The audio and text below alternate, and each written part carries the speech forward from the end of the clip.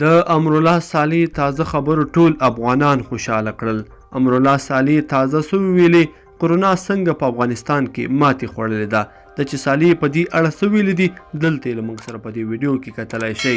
قدرمنو لیدونکو السلام علیکم، وخت مو په خیر. امرالله صالح وایي روغتیایي سیستم او یوناني درملو کرونا ته ماتې ورکړه. د افغانستان د ولسمشر لومړی مرستیال امرالله صالح وایي په افغانستان کې د کرونا وایروس منحني په روغتیایي سیستم او یوناني درملو کارولو سره مات شوی دی. امرالله صالح پر خپله ټویټر پاڼه لیکلي زما په کلي کې په لسګونو ځوانانو د منځنۍ کچې خلکو او عمر خوړلو کسانو او د هغوی کورنیو د کرونا وایروس ته ماتې ورکړې ده. صالح دغه راز لیکلي کیدای شي دا چاره مسلکي نه وي، خو په خبرې انګېرنه دا ده چې په روغتیایي سیستم او د یوناني درملو ته په مراجعې کرونا ته ماتې ورکړې وي.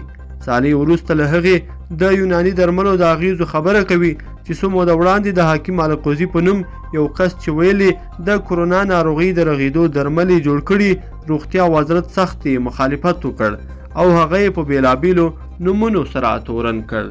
لیدونکو په دې هیله چې دا ویډیو به مو راسره تر پایه پورې کتلې وي. که مو ویډیو خوښه شوې ویډیو لایک کړئ، د سراو چینل هم سبسکرایب کړئ.